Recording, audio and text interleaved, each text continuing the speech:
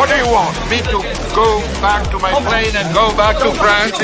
J'ai été mis en cause par le pédophile Cohn-Bendit, et j'ai le droit de répondre. Vous préférez manger des pépitos que de voter sur le projet de loi de finances? J'espère que le gâteau était bon. Win, the yes, need the no to win, again the no.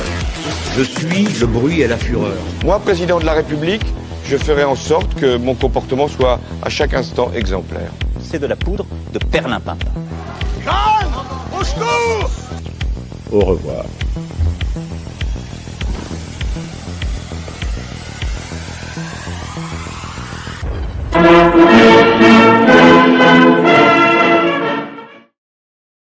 Bonjour messieurs, comment allez-vous? 64e épisode de Divergence sur Divergence Politique. Bonjour Xavier, bonjour Fabrice. Bonjour Alexis. Salut. Ça va? Alors, j'adore ce générique parce qu'il y a quand même des perles, et quand on se dit que c'est le meilleur de la politique française, ça fait un peu peur. Alors justement, question politique, cette semaine, vous le voyez, c'est affiche un petit peu, Maverick Macron versus Saiyan Trump. Alors Saiyan, c'est pour ceux qui connaissent Dragon Ball, c'est peut-être pas la génération de tout le monde ici. Trump s'est énervé sérieusement contre Emmanuel Macron. Il a sorti des punchlines d'enfer. De son côté, eh bien, Emmanuel Macron, lui, est monté au combat. Alors, en représentant de l'Union européenne, qui était derrière à le lâcher au passage, disant qu'elle ne veut pas affronter les États-Unis, eh bien Emmanuel Macron, lui, est parti imposer la puissance de la France avec ses belles lunettes. D'ailleurs, au passage, messieurs, est-ce qu'il y a quelqu'un qui travaille à la com à l'Élysée? C'est incroyable. Pourquoi personne ne lui a dit qu'il était ridicule? Voilà. C'est une autre question. De son côté, on le voit sur l'affiche, Vladimir Poutine, lui, a passé un moment, un popcorn time, comme dirait Xavier sur Stratpol.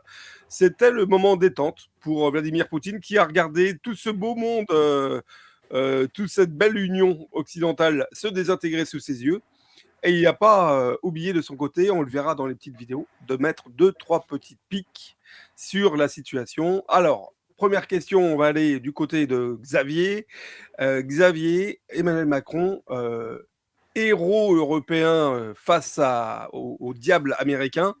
Est-ce que c'était crédible quelque part? Ne serait-ce qu'un instant.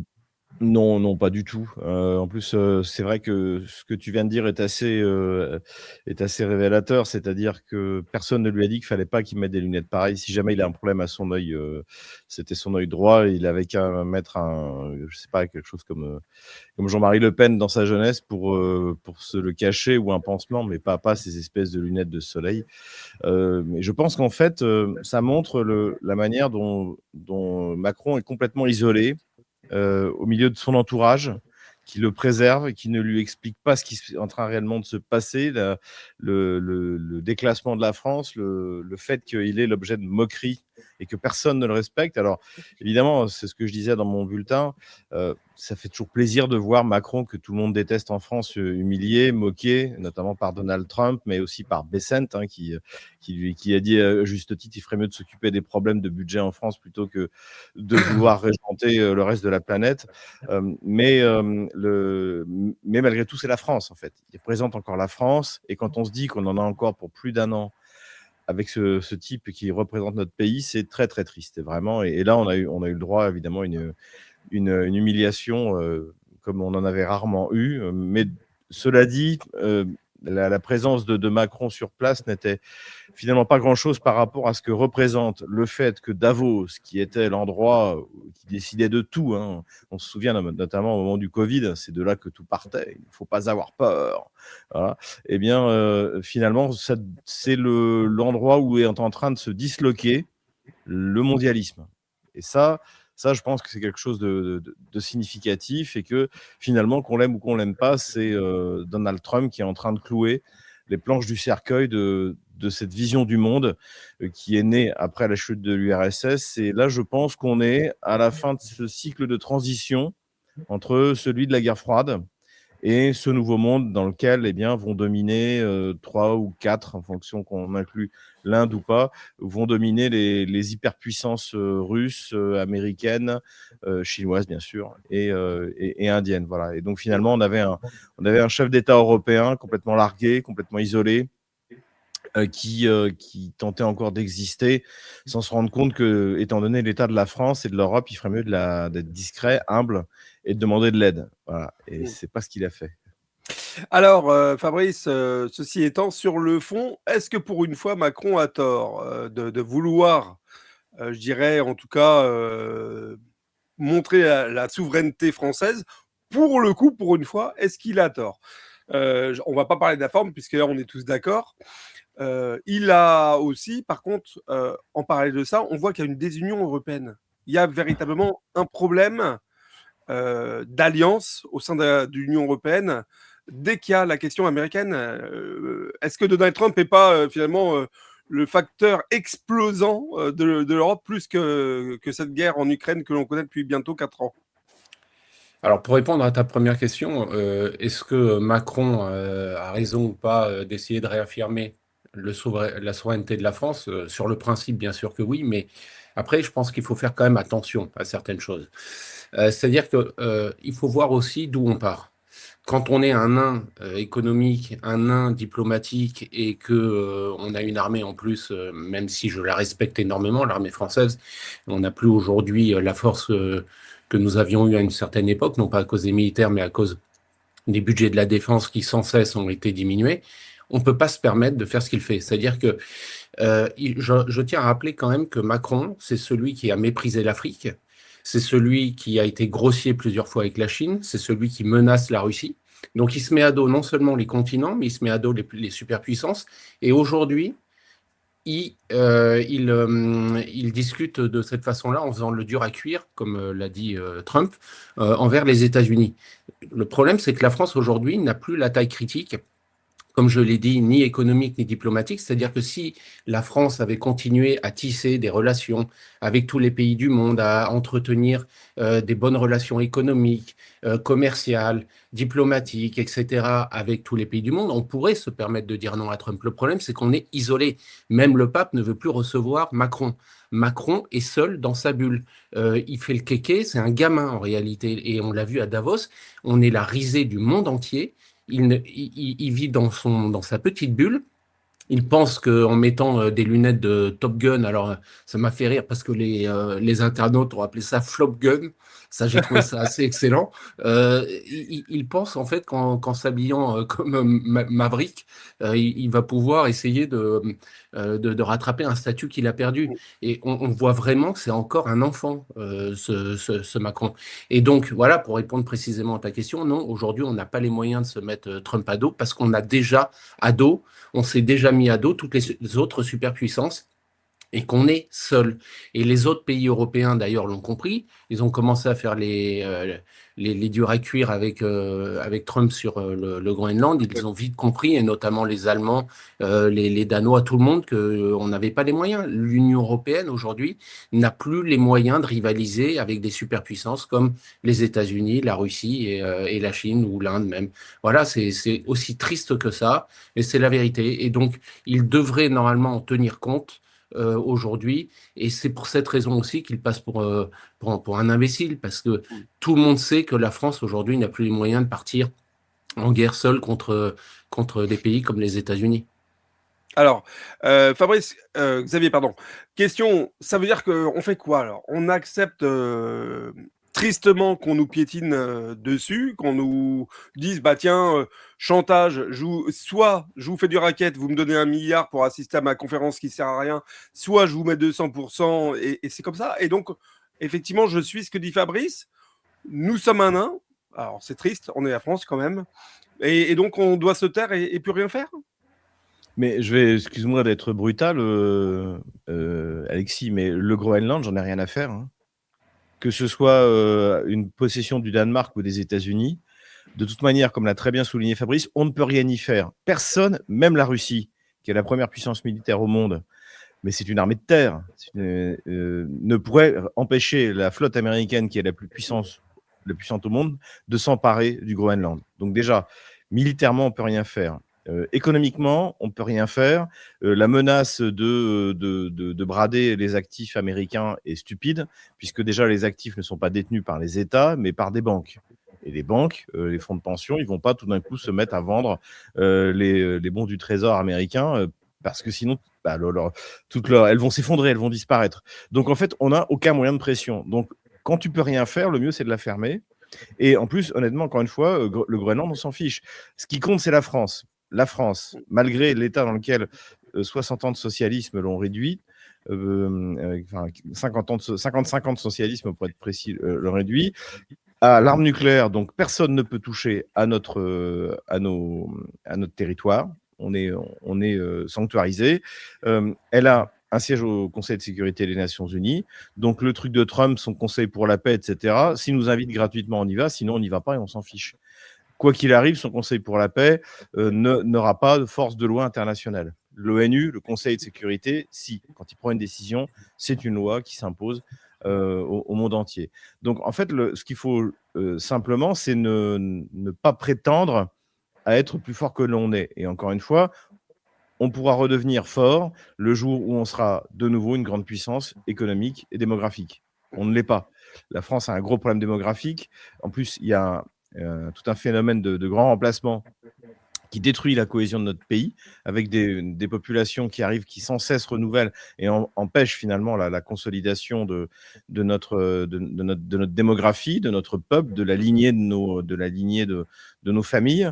Donc, il faut déjà résoudre tout ça. Une fois qu'on aura résolu tout ça, on pourra voir. Mais encore une fois, moi, je ne suis pas pour que la France prétende à chapitrer le monde et même l'Europe. On doit s'occuper de nous. Et aujourd'hui, on a un objectif, c'est à peu près le même que toutes les puissances, y compris la Russie. L'objectif numéro 1, démographique. Ensuite, former une population, c'est-à-dire redresser un système d'instruction publique qui ne fonctionne plus. Et puis, réindustrialiser. Donc, en fait, le Groenland, que ça appartienne aux Danois ou aux Américains, excuse-moi d'être familier, on s'en tape. Non, je suis d'accord avec toi. Sur le fond, la question n'est pas du Groenland. Je suis absolument d'accord avec toi qu'on n'en a rien à faire, enfin pour ma part, de l'histoire du Groenland. Mais ceci étant, ça veut dire que Trump, sur n'importe quel sujet, à n'importe quel moment, peut décider de faire du chantage comme il le fait. L'histoire des 200% ne sont pas liés au Groenland. Non. Si jamais il veut s'emparer de Saint-Pierre et Miquelon, oui, ce sera pas pareil. Trump est quelqu'un qui est très, qui est un lunatique, donc ça peut être sur n'importe quel sujet économique ou autre.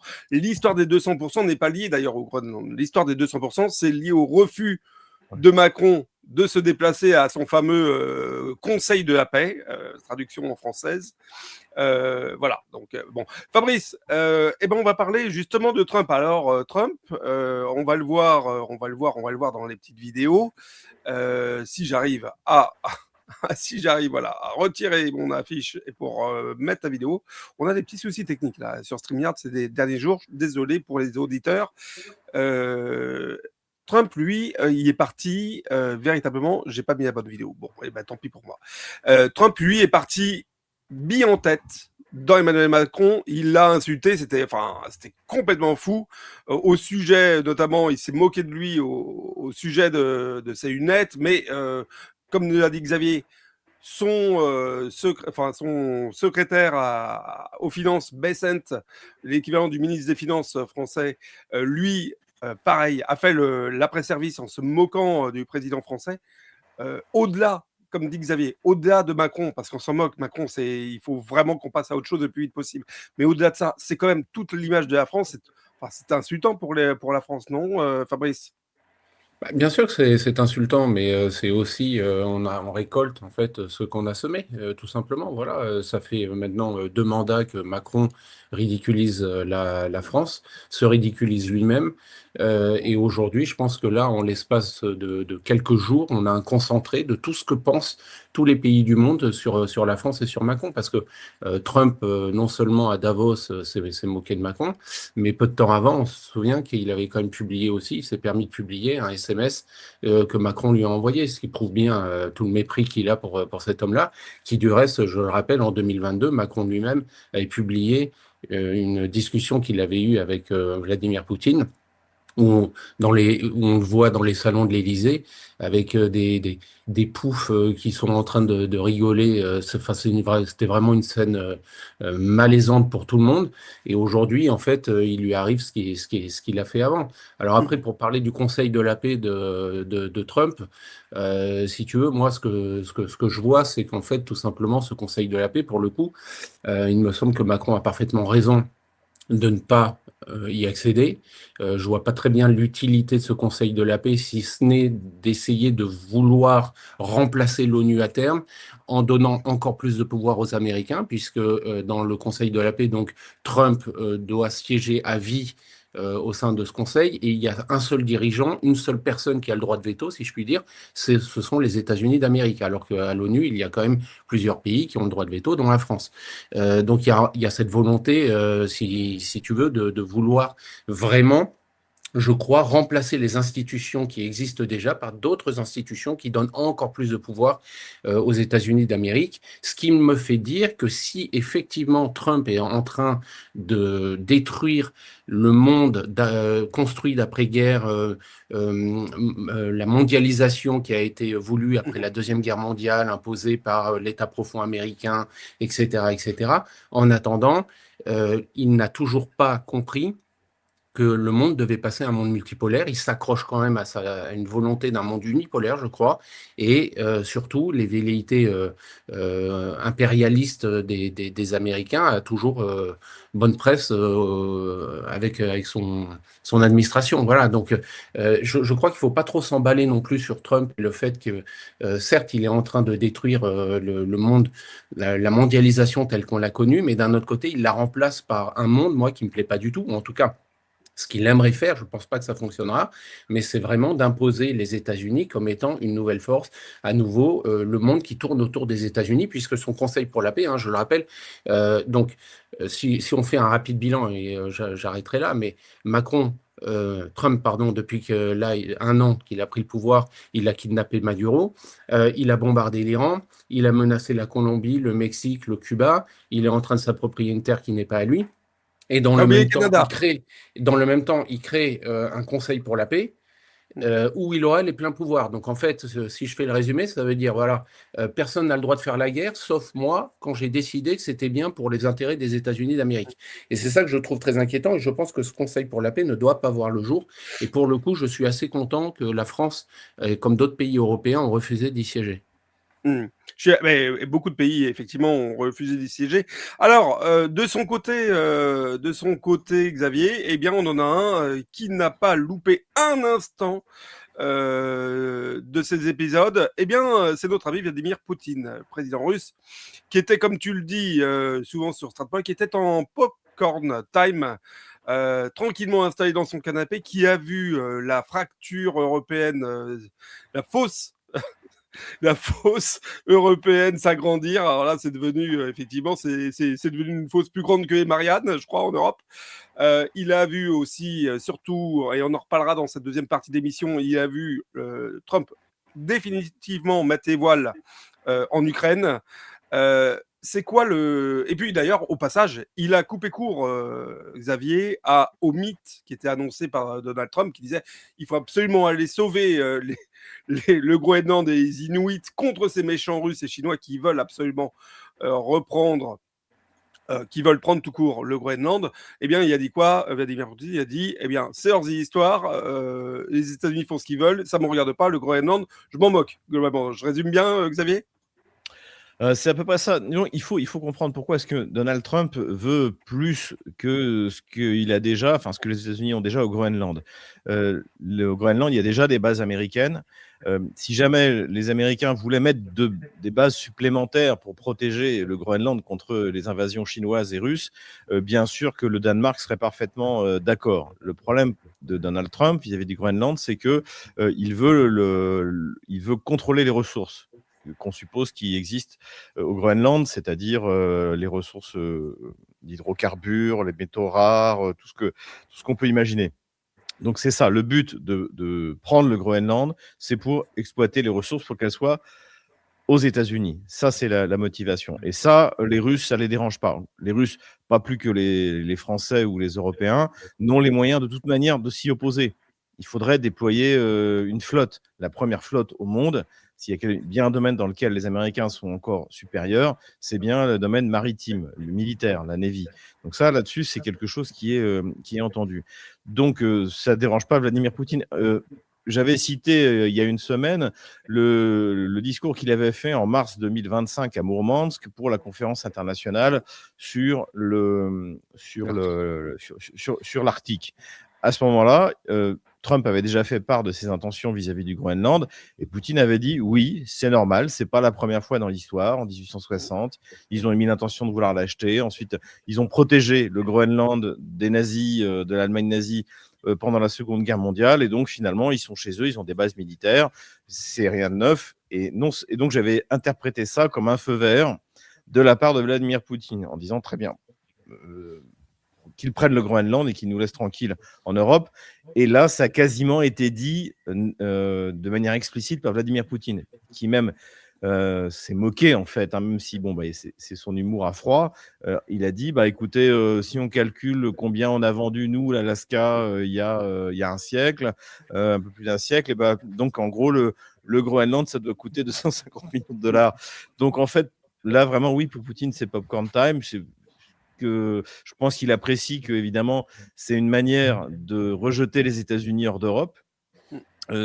Relative, parce que, comme ça a été bien dit avant moi, malgré tout, on a quand même eu tout d'un coup Friedrich Merz qui a déclaré de manière virile que non, l'Allemagne protégerait le Groenland du risque russe. Voilà. Donc, comme si c'était les Russes qui voulaient y aller. Mais les Russes ont déjà suffisamment à faire avec la partie de l'Arctique qu'ils contrôlent, qui est la plus importante. Pourquoi ? Parce que c'est le seul endroit où on peut passer. Il y a une seule route maritime au nord, réellement, peut être utilisée, qui d'ailleurs est utilisée aujourd'hui, et qui, grâce au réchauffement climatique, va prendre de plus en plus d'importance. C'est la route maritime du Nord, le long des côtes russes. De la péninsule de Kara, et voilà, où les Russes exploitent du gaz, avec Total d'ailleurs, on peut le dire, notre géant national gazier pétrolier. Et donc, c'est ce parcours qui permet de gagner 15 jours par rapport au canal de Suez et qui permet d'approvisionner notamment la Chine ou alors, et en ce moment, c'est en tout cas encore le cas, l'Europe, en gaz. Voilà. Donc aujourd'hui, les Russes ont une telle position de domination dans l'Arctique que les Américains s'emparent du Groenland ou pas, ils s'en moquent. Ils s'en moquent et ils ont bien raison de s'en moquer. Et nous, on devrait faire pareil. Voilà. Oui. Bon, on va faire pareil en tout cas. Fin de ce sujet de Davos. On va parler maintenant un petit peu d'Ukraine. On va rester dans la continuité de Davos, mais avant ça...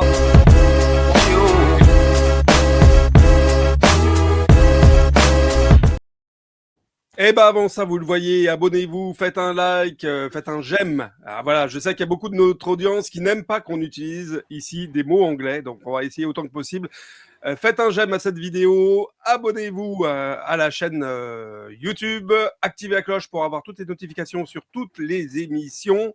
Et puis, si vous souhaitez nous soutenir, vous voyez un petit QR code en haut à droite de l'écran. Vous scannez le QR code avec votre téléphone. Eh bien, ça vous permettra de soutenir nos équipes. Je rappelle également, notre rédac chef m'a demandé de faire le rappel de cela. On a beaucoup d'articles qui sont écrits sur le site divergencepolitique.fr. Vous y allez, il y a 2 ou 3 articles par jour. Il y a le canal Telegram, bien entendu, sur lequel vous pouvez nous suivre. Alors, dans Telegram, dans la barre de recherche, vous cherchez Divergence Politique, tout simplement. C'est pas compliqué. Et puis, le petit mot que je fais là, depuis le début de la semaine, vous l'avez vu, enfin, depuis le début de l'année, pardon, vous l'avez vu à la fin de l'année, ça a été le moment de la censure. Eh bien, notre ami condamné au bagne, Xavier Moreau, en a été malheureusement la victime. Mais ça peut arriver pour tout le monde. Donc, je vous le dis, abonnez-vous, non pas qu'à Divergence Politique, parce que la censure affecte tous. Abonnez-vous à nos amis d'égalité et réconciliation qu'on adore et qu'on salue au passage. Abonnez-vous à nos amis de GPTV, de TV Liberté, de tous les canaux, de tous les médias que vous aimez suivre, parce qu'on est à l'abri de rien. Donc voilà, la seule solution pour nous, les médias ou les canaux non mainstream, en tout cas, une divergence politique assumée face au pouvoir de Macron et au pouvoir de Bruxelles. La seule solution, c'est de partager avec nos amis les vidéos, de rester effectivement en veille parce que peut-être que l'une de notre chaîne connaîtra le même chemin que Xavier, donc on le souhaite pas, bien entendu. Mais dans ce monde européen de dictature, eh bien entendu, c'est pas réglé. Donc, abonnez-vous à Divergence Politique, à Égalité et Réconciliation, à GPTV, à Toxin, à tous ceux que j'ai oublié de citer, à notre ami Alexis Poulain. Voilà, le message est passé pour tous. Allez, nous les amis, on va revenir en marge de Davos. Eh bien, il y avait une autre rencontre. Cette rencontre, c'était je sais pas, on n'était pas en début de mois, mais c'était peut-être le moment du chèque. Ceci étant, il y a pas d'heure pour le chèque, c'est pas forcément toujours le premier du mois. Eh bien, c'était Volodymyr Zelensky, le président ukrainien, qui était en Suisse. Eh ben, ça s'est pas bien passé pour lui. Alors, il pensait avoir une belle rencontre avec Donald Trump pour essayer probablement de récupérer de francs 6 sous des Européens, puisque les décisions sont prises par Trump, le chèque est signé par Ursula. Ça s'est pas bien passé et du coup, il fait cette déclaration qui est complètement lunaire. Il déplore la faiblesse de l'Europe et annonce des réunions avec la Russie. Donc, en gros, il se plaint de l'Europe qui, accessoirement, lui a versé la bagatelle de 90 milliards, ça c'était fin novembre, et après de 140 milliards, ça c'était mi-décembre. Fabrice, c'est bien ? Pas mal, oui. Comme dirait l'autre, il y a moyen de se mettre bien avec tout ce pognon quand même. Après, je crois que Zelensky, surtout, est très, très inquiet en ce moment parce que tous les médias, le monde entier, les dirigeants, absolument tout le monde sur la planète aujourd'hui a les yeux braqués sur ce qui se passe au Groenland, sur ce qui s'est passé peu de temps auparavant au Venezuela, et plus personne ne parle de l'Ukraine. Et surtout, je crois qu'il a pris acte du fait que Trump est en train vraiment de se désengager de ce conflit, absolument, et qu'il va se retrouver seul avec les Européens, et il se rend compte que les Européens, comme nous on l'a dit sur cette chaîne depuis bien longtemps, les Européens, non plus la force critique pour pouvoir défendre l'Ukraine, en tout cas pas seul, contre la Russie. Et donc je crois qu'aujourd'hui, il se dit qu'il ne va pas avoir beaucoup d'autres choix que de signer un accord de paix avec Poutine tant qu'il est encore temps pour essayer de sauver ce qui peut encore sauver de l'Ukraine. Parce qu'avec le désengagement progressif des États-Unis, il va se retrouver avec l'Allemagne, la France, l'Angleterre comme principaux sponsors, et c'est largement pas suffisant pour faire face à une armée comme celle des Russes. Et donc là, on a vu effectivement qu'il a fait un discours qui a été absolument critique envers l'Europe, en disant mais voilà, vous avez envoyé 40 soldats au Groenland, comment est-ce que vous pensez que les Chinois, les Russes et le monde entier vous regardent, en gros vous passez pour des cons en faisant ça, ce qui est pas faux d'ailleurs, hein. Mais le problème c'est que quand on a déjà réclamé autant de dizaines, de centaines de milliards d'euros qui ont été donnés par ces mêmes personnes-là, des armements, de la formation, etc., on devrait quand même commencer par dire merci, mais ça, on sait que Zelensky, c'est un mot qu'il ne connaît pas. Et voilà, donc aujourd'hui, il se retrouve dans une situation qui est, à mon avis, extrêmement compliquée pour lui, parce qu'il a pris acte du fait que là, Trump, il a des visées qui sont complètement différentes.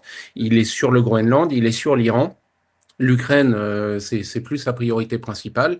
Et Zelensky, je crois, alors d'après ce qu'on sait là, des dernières négociations qu'il a eues avec Trump à Davos et de celles qui se sont passées hier au Kremlin, apparemment, d'aucuns s'accordent à dire qu'on se rapproche d'un traité de paix, même si il y a toujours le problème principal qui est celui des territoires où il n'y a pas encore eu d'accord qui a été trouvé là-dessus, mais il se pourrait que Zelensky soit quand même obligé de faire des concessions, des très grosses concessions là-dessus, avant que l'armée russe aille jusqu'à Odessa. Parce que c'est bien ce qui risque de se passer sans le support des Américains. Absolument. Enfin, Xavier, effectivement, ce que dit Fabrice est tout à fait juste. Cette rencontre de Davos, c'est le moment où Trump officialise le fait que l'Ukraine, c'est fini. C'était non officiel, mais là, on a véritablement l'impression que, ça y est, Trump l'a matérialisé, il ne veut plus s'en occuper. Et d'ailleurs, il dit dans un tweet qui est complètement fou, hein, il dit puisque je n'ai pas obtenu le prix Nobel de la paix, je ne suis plus tenu d'être un homme de paix. Alors, c'est quand même bon, c'est du Trump, mais cet homme est fou. Mais je veux dire, ça y est, c'est fini. L'Ukraine, on arrête les bêtises, on passe à autre chose. Il veut son Groenland, il veut ces trucs. C'est ça, Davos. C'est la fin de Oui, ça ressemble à ça. Je voudrais juste préciser, les 90 milliards qui ont été promis, on va voir ce qui va être sorti. Pour l'instant, il y a pas un copec qui a été livré. Donc, il faut voir que cette déclaration des 90 milliards visait à faire oublier le fait que le vol des actifs russes n'avait pas pu avoir lieu, notamment grâce au Premier ministre belge. Donc, ça, c'est une première chose. Donc, on ne sait pas ce qui va rester à Volodymyr Zelensky. Ce qu'il faut regarder aussi, c'est la séquence, c'est-à-dire qu'on a le premier jour de Davos, on a l'information que Zelensky ne viendra pas, puisqu'il y a des gros problèmes énergétiques en Ukraine. On ne parle plus beaucoup de l'Ukraine dans les médias de grand chemin, mais c'est une véritable catastrophe en ce moment. Donc, Zelensky annonce qu'il ne pourra pas venir, puisqu'il doit s'occuper, en gros, de trouver une solution pour remettre l'électricité, le chauffage. Le lendemain, on a Donald Trump qui dit qu'il a rendez-vous avec Zelensky. Visiblement, Zelensky n'était pas au courant. Et donc, après avoir dit qu'il ne viendrait pas, finalement, en panique, il débarque. Et là, il voit Trump, même pas une heure. C'est expéditif. Alors, j'ai même entendu que ça avait duré 12 minutes. Donc, visiblement, il s'est pris un ultimatum de Donald Trump, ce qui explique son aigreur lorsqu'il prend la parole publiquement. Et je pense que Donald Trump lui a dit, bon, maintenant, ça suffit. Donc, on est au courant de toutes les affaires de corruption. Hein. Le Naboo est contrôlé par le FBI. Et donc, il va falloir signer avec les Russes. Est-ce que ça va se faire? C'est pas la première fois qu'il y a un tel coup de pression.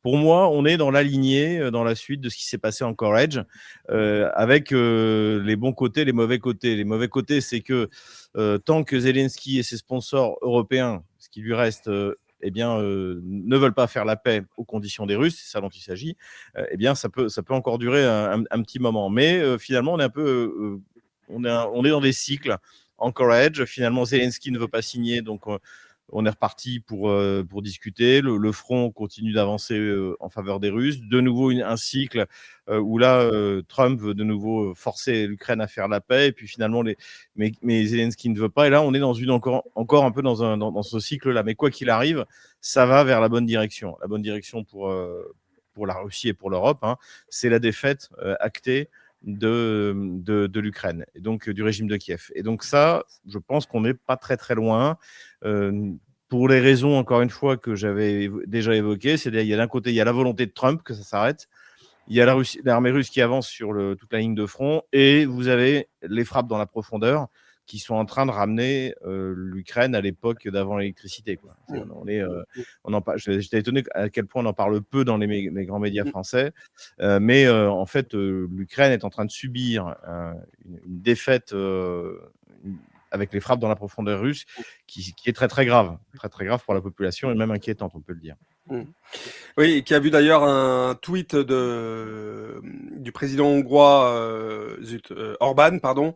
Premier ministre. Du Premier ministre, pardon, Orban, dire que il s'adresse directement à Zelensky, donc il lui dit premièrement qu'ils ne seront jamais amis et qu'il ne signera jamais le soutien militaire à l'Ukraine, mais que ceci étant, il soutiendra énergétiquement les populations ukrainiennes en continuant à donner de l'électricité. Le maire de Kiev, Vitaly Klitschko, a annoncé que depuis le mois de janvier, 600 000 habitants de Kiev avaient quitté la ville. Ah ouais. Il y a d'ailleurs, bon, ça c'est pas un sujet parce qu'on va pas faire une heure dessus, mais il y a d'ailleurs une énorme tension entre Zelensky et Klitschko, où Zelensky reproche que pour des raisons politiques, Klitschko ne fait pas les réparations en temps et en heure à Kiev, ou mettrait plus de temps. Ouais. Zelensky, il est en train d'essayer de nettoyer toutes les personnes, ou en tout cas de couper les têtes de toutes les personnes. Voilà, parce qu'il sait très bien que la concurrence va être très rude et que, comme il veut continuer à rester au pouvoir, il faut qu'il coupe toutes les têtes qui dépassent. Voilà. Alors, Fabrice, j'ai une petite question. Ceci dit, j'ai entendu ce qu'a dit Xavier. Est-ce que c'est une bonne chose tout ça pour la Russie? Alors, d'un côté, effectivement, on voit l'explosion du bloc Union européenne, ça c'est positif, à la rigueur il faut continuer, et même pour nous en tant que Français, il faut laisser Trump continuer à faire exploser l'Union européenne. On voit l'explosion de l'OTAN, ça c'est aussi très positif. Par contre, ceci étant, si on arrivait à effectivement un traité de paix, ça veut dire on dit au revoir à Odessa, côté russe. Est-ce que finalement c'est si positif que ça d'arriver à un accord de paix? Alors d'abord, Personnellement, je vois pas, en fait, pour le moment, c'est sûr qu'on s'y rapproche, mais on n'y est pas encore. On sait très bien que Zelensky, aidé par les services secrets anglais, ont déjà réussi à saboter plusieurs fois des accords qui devaient être signés. Et rien n'exclut que ce soit à nouveau le cas, parce que justement, les gouvernements européens, eux, veulent la guerre contre la Russie. Hein. Il ne faut pas oublier quand même que c'est là-dessus qu'ils travaillent depuis des mois. Et c'est d'ailleurs, je crois, une des raisons pour laquelle Trump, qui lui est beaucoup plus intelligent que nos dirigeants européens, a compris qu'une guerre contre la Russie ne mènerait à rien de bon, vu que la Russie largement supérieur sur tout ce qui est lanceur de missiles et notamment les vecteurs pour les missiles et pour les bombes nucléaires. Et donc, il se désengage de ce conflit aussi pour cette raison. Mais en revanche, nos gouvernements dans l'Union européenne, eux, veulent continuer pour se maintenir au pouvoir à créer des tensions. Donc, rien. En tout cas, pour le moment, il n'y a pas de signe concret qui montre qu'on s'approche de la fin de la guerre. Après, concernant Odessa, c'est sûr que ça serait une bien meilleure fin pour la Russie si jamais la Russie pouvait s'emparer d'Odessa. Mais après, si elle ne s'empare pas d'Odessa par la voie militaire, rien ne dit qu'elle ne pourra pas d'une façon ou d'une autre, de toute façon, contrôler Odessa, puisque je crois qu'il faut rappeler à tous ceux qui nous écoutent que Odessa est une ville russe qui est russophone et dont la majorité des habitants soutient la Russie. Donc, de toute façon, d'une façon ou d'une autre, je crois que le problème d'Odessa, c'est vrai que ça serait mieux si Odessa appartenait à la Fédération de Russie, mais il pourrait y avoir d'autres solutions, d'autres façons de faire pour que Odessa, d'une façon ou d'une autre, puisse être de près ou de loin contrôlé par la Russie. Mmh. Xavier, le mot de la fin alors sur cette séquence globale qu'on a. Finalement, tout était à peu près lié hein, à Davos. On a parlé OTAN, on a parlé Union européenne, on a parlé alors ce que pas mondialiste, moi j'appelle ça un monde tripolaire désormais dominé par ces trois gros blocs. Et puis on a parlé Ukraine, voilà. En fait, ce qui est pas mal, c'est que immédiatement après Davos, tu as eu Witkoff et Kushner qui se sont envolés pour Moscou. Donc, il y a eu une rencontre entre Vladimir Poutine et Witkoff, Vladimir Poutine qui a encore accueilli Witkoff comme un grand ami. Hein, il fallait voir ça. Donc ça, c'était jeudi soir. Et donc, ils ont prévu de se rencontrer avec les Ukrainiens, donc les délégations américaines, russes et ukrainiennes aux Émirats arabes unis. Donc, je pense qu'on va dans la bonne direction. Et je suis tout à fait d'accord avec Fabrice, c'est-à-dire que je pense que les Russes vont exiger parmi les exigences du traité de paix, donc de manière globale, on parlait de démilitarisation et de dénazification, mais ils vont exiger un système tel qu'il était prévu pour le Donbass dans les accords de Minsk, c'est-à-dire décentralisé avec une forte autonomie des régions à l'intérieur de l'Ukraine, une espèce de confédération helvétique à l'ukrainienne.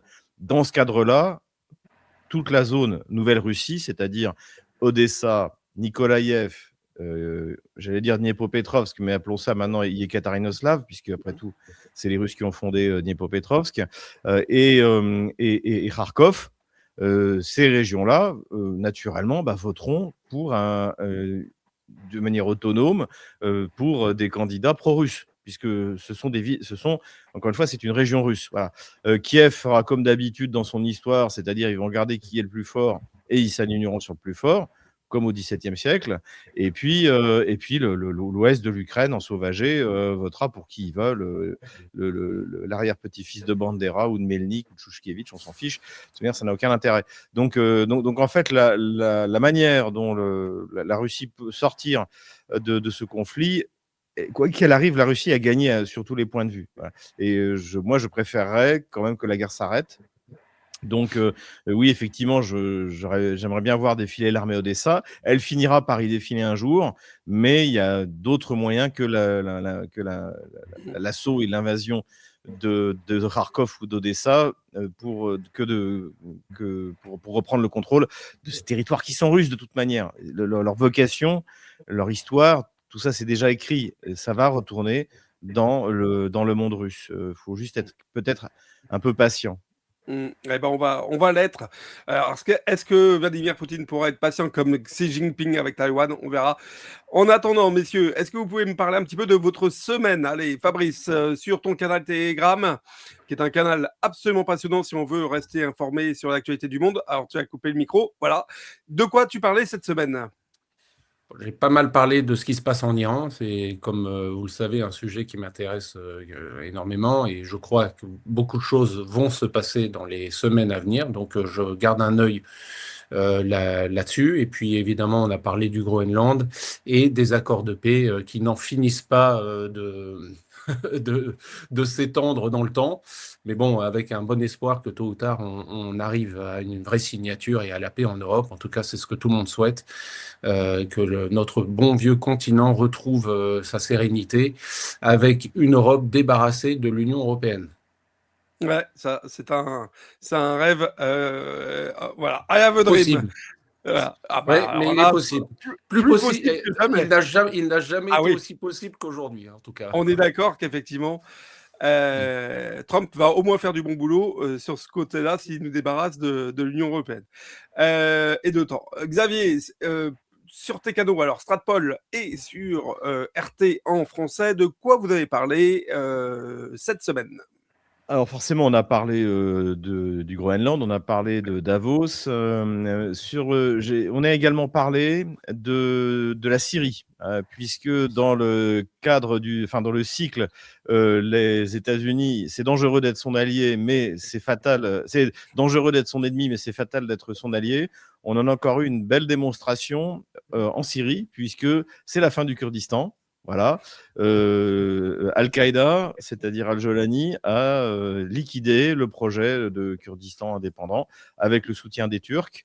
Donc, cette pauvre Caroline Fourest qui nous avait fait un film passionnant, je plaisante. Hein, Bernard-Henri Lévy aussi était parti au Voilà, soutien. sœur d'armes. Donc tout ça, c'est terminé. Pourquoi? Parce que les Kurdes, et ceux qui me suivaient à l'époque du conflit syrien, j'avais dit, tôt ou tard, tout le monde va se mettre d'accord, les Turcs, les Irakiens et les Iraniens pour se faire les Kurdes. Et ben voilà, c'est fait. Et donc, on va assister à la dislocation du Kurdistan. Et puis aussi, j'ai pas mal parlé de la situation économique en Russie, et notamment, puisque je fais le point à peu près une fois par an, de l'industrialisation. Et ce dont on s'aperçoit, c'est que malgré les taux élevés de la Banque centrale, l'hyper-industrialisation de la Russie continue, puisqu'il y a eu 72 construction d'usines, donc de plus d'1 milliard de roubles, hein, c'est-à-dire plus de 10 millions d'euros, qui ont été construites en 2025. Et dans tous les domaines, les produits de construction, le titane, les batteries de lithium, etc. C'est-à-dire qu'on voit que la Russie est partie dans un mouvement donc de remplacement des importations et qui continue, quel que soit encore une fois le contexte économique. Rien n'arrête l'industrialisation de la Russie, l'hyper-industrialisation, et ce qui fait de la Russie évidemment la première puissance économique européenne. Comme quoi, pour la France, rien n'est perdu après tout. Quand on se souvient effectivement d'où est partie la Russie. Je voudrais rappeler à ceux qui regardent cette émission que, alors, en début de semaine, on avait Claude Janvier qui nous parlait de l'euro numérique qui arrive. Donc, si vous êtes intéressé sur la question, il revenait aussi, Claude Janvier, sur le scandale Macron dans l'affaire Alstom. Donc, très intéressante émission à retrouver. Hier, on avait Nicolas Berkovitch qui nous présentait son nouveau livre. Eh bien, on va l'afficher à l'écran pour lui faire un petit peu de pub. Le livre est disponible sur Internet ou dans les librairies. Déclin et renouveau, absolument passionnant. Si vous voulez savoir de quoi parle ce livre, eh bien, reprenez l'émission d'hier sur Divergence Poétique.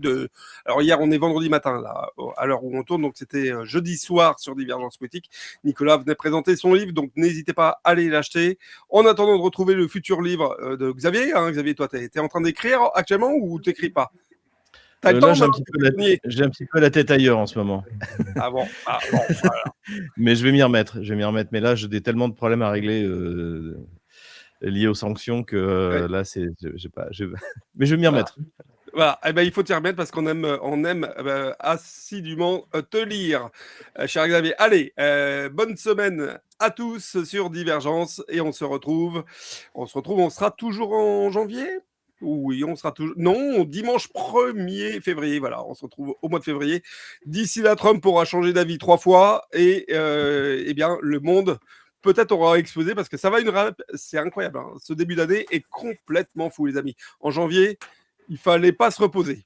Allez, bonne journée à tous et on se retrouve en février. Au revoir.